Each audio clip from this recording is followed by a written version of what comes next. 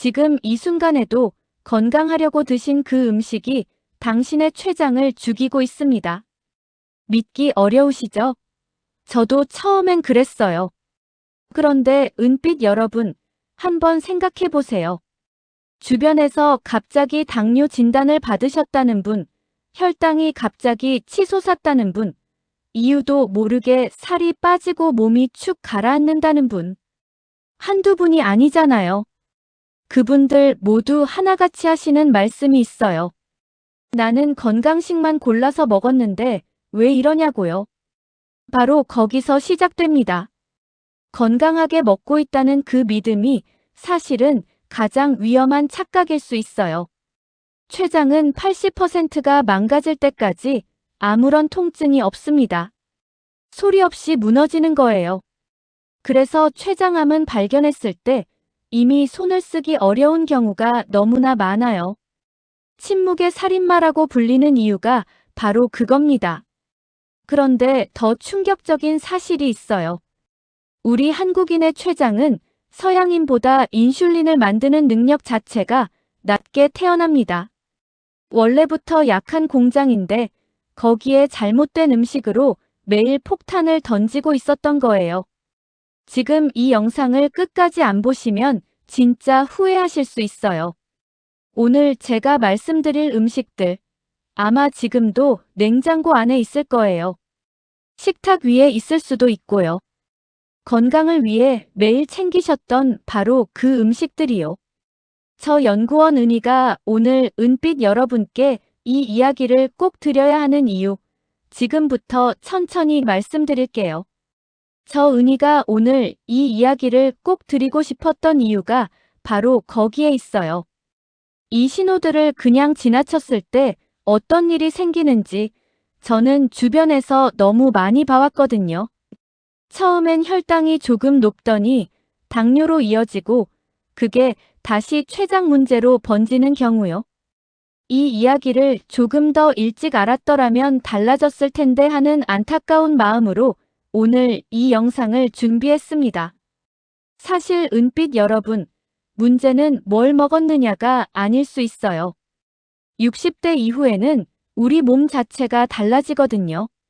젊었을 때 아무 문제 없이 드시던 음식도 지금의 몸에서는 완전히 다르게 반응할 수 있어요.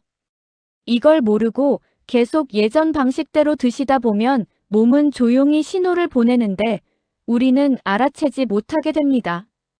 정말 억울하지 않으신가요? 건강을 위해 열심히 챙겨 드셨는데 알고 보니 그게 오히려 문제였다는 걸 뒤늦게 알게 된다면요. 그 억울함, 저도 충분히 이해해요. 건강한 음식이라고 믿고 드셨는데 몸이 말을 안 듣는 그 답답한 기분이요. 그런데 지금 이 자리에서 딱 하나만 말씀드리고 싶어요. 아직 늦지 않았다는 겁니다. 오늘 이 영상에 그 답이 있어요. 절대 손해보지 마시고 끝까지 함께 해주세요.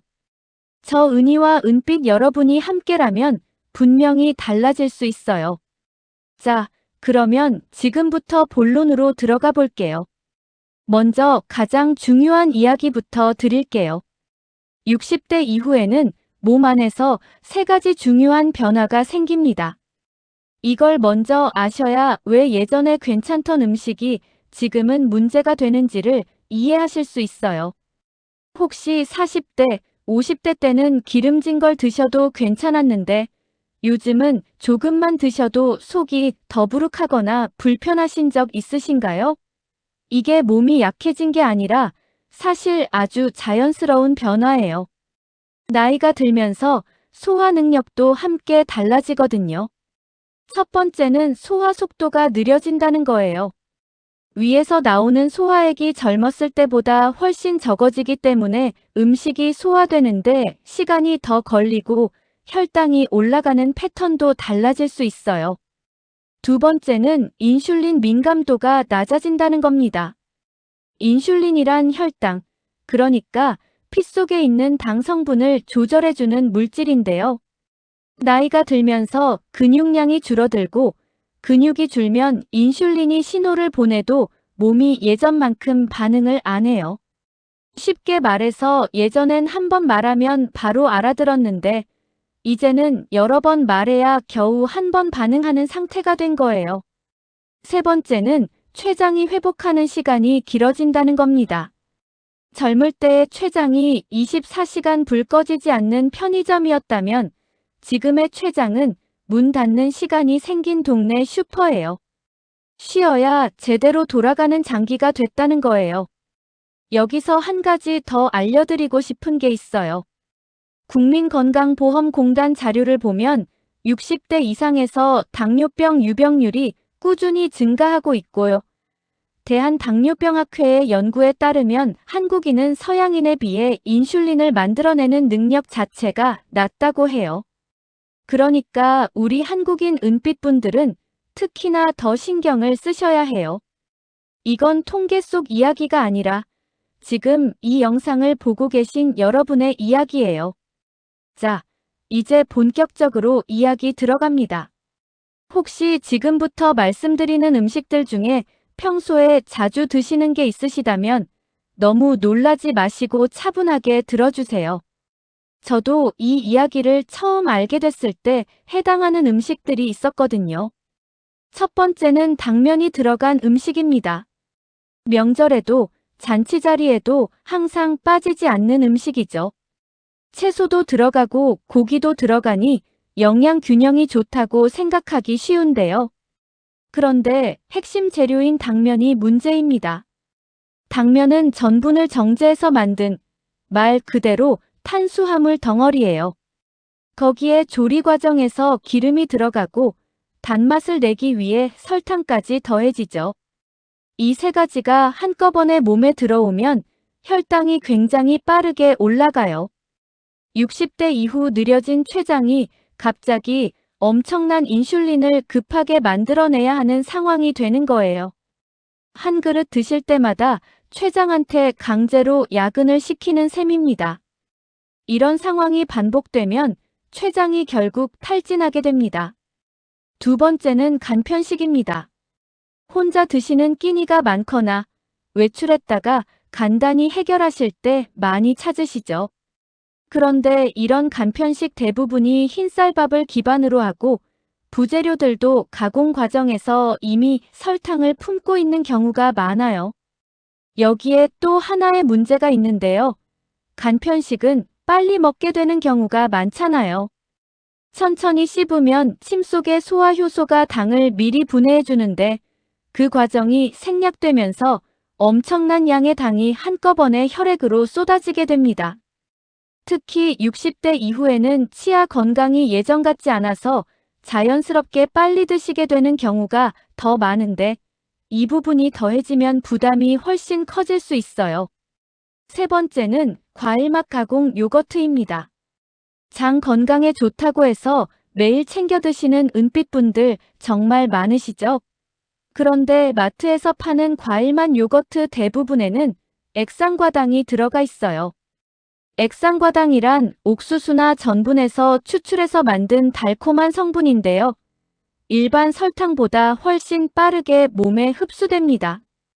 연구에 따르면 이 성분은 일반 포도당보다 10배나 빠르게 몸속 세포에 염증 반응을 일으켜요. 염증이란 세포가 손상되면서 몸 안에서 불이 붙는 것 같은 상태인데 이게 췌장 세포를 직접 공격하게 됩니다. 장을 위해 드셨던 게 오히려 췌장에는 독이 되고 있었던 거예요. 네 번째는 믹스커피와 달달한 음료입니다. 오후에 피곤할 때 손님이 오셨을 때 습관처럼 자연스럽게 타서 드시잖아요.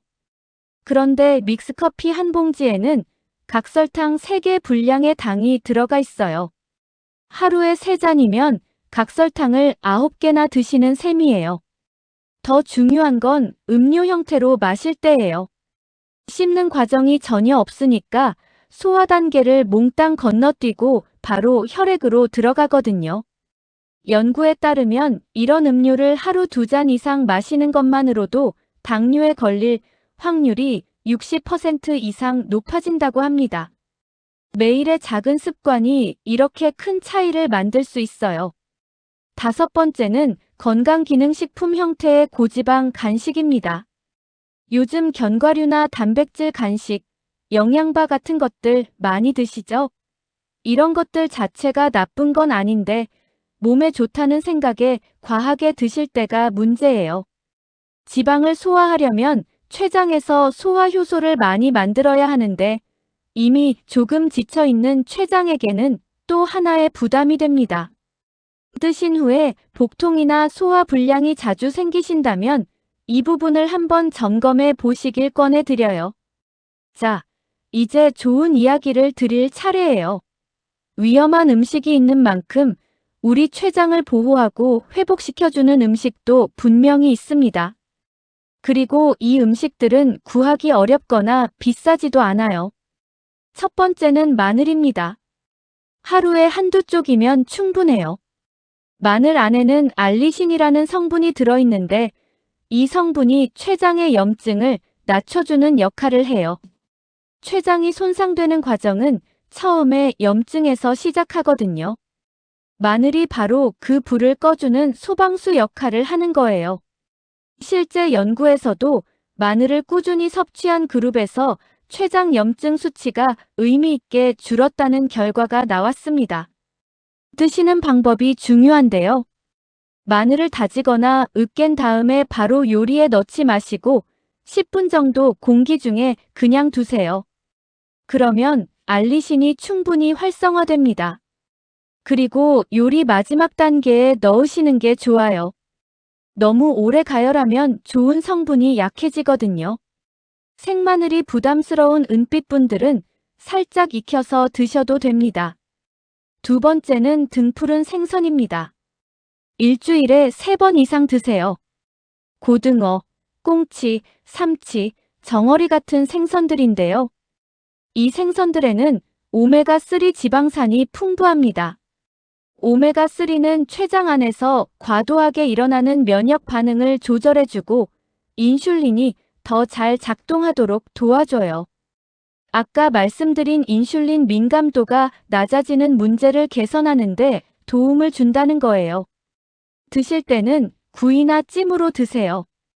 60대 이후에는 치아 상태도 중요하니까 부드럽게 조리해서 드시면 훨씬 편하게 드실 수 있어요.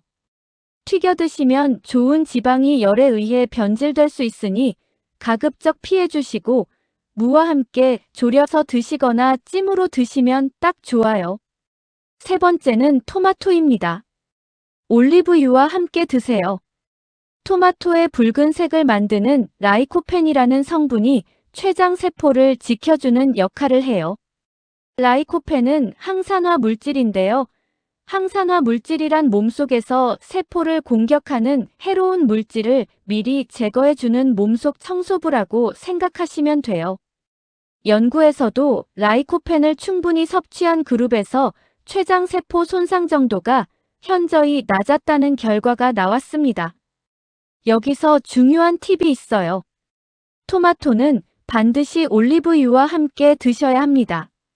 라이코펜은 기름에 녹는 성분이라서 기름과 함께 드셔야 우리 몸에 제대로 흡수돼요.